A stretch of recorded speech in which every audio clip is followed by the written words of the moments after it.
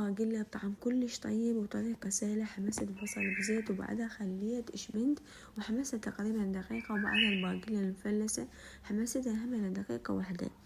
بعدها خليت التمن المنقع تقريبا نص ساعة، يعني منقع زين، وخليت مي لحم أو مي عادي وملح، وخليت المي مستوى التمن لأن التمن منقع زين على نار شبه عالية. من ينشف المي راح أنصيه وهدره.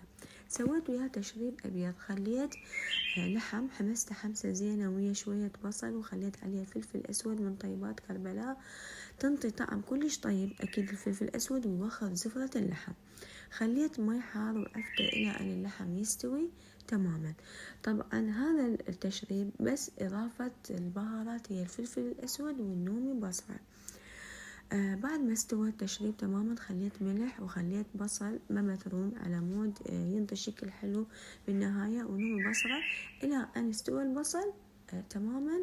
يلا طفيت النار عليه، وهذه النتيجة شي بسيط وطعم كلش طيب. النتيجة مالتها أتمنى تجربوها وتعجبكم وبس.